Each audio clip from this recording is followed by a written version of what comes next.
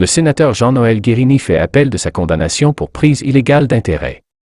Le sénateur Jean-Noël Guérini a fait appel de sa condamnation pour prise illégale d'intérêt à 3 ans de prison dont 18 mois avec sursis et 5 ans d'inéligibilité, a-t-on appris mercredi de sources judiciaires.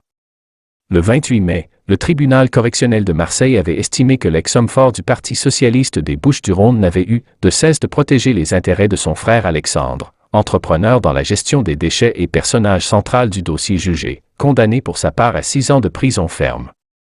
Outre sa peine de prison ferme, Jean-Noël Guérini avait été condamné à 30 000 € d'amende et 5 ans de privation des droits civils et civiques, et donc d'inéligibilité. Le tribunal ayant prononcé l'exécution provisoire pour cette peine complémentaire de privation des droits civiques, Jean-Noël Guérini doit quitter ses postes de sénateur et de conseiller départemental, sauf s'il obtient la suspension de cette exécution provisoire en déposant une requête auprès du premier président de la Cour d'appel. Interrogé par l'AFP, le Sénat a toutefois estimé de son côté que, si la personne concernée interjette et appelle, elle conserve son mandat jusqu'à ce que la décision de justice soit devenue définitive, évoquant notamment une décision rendue en 2009 par le Conseil constitutionnel dans une affaire concernant l'ex-sénateur et président de la Polynésie française Gaston Flosse.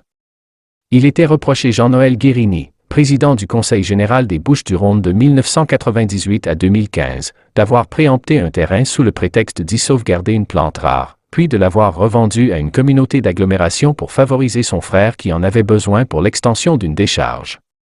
Son frère Alexandre Guérini était quant à lui accusé d'avoir utilisé la position de son frère pour faire pression sur des élus ou des fonctionnaires pour contourner les procédures de marché public, s'enrichir, éliminer des concurrents ou favoriser des proches.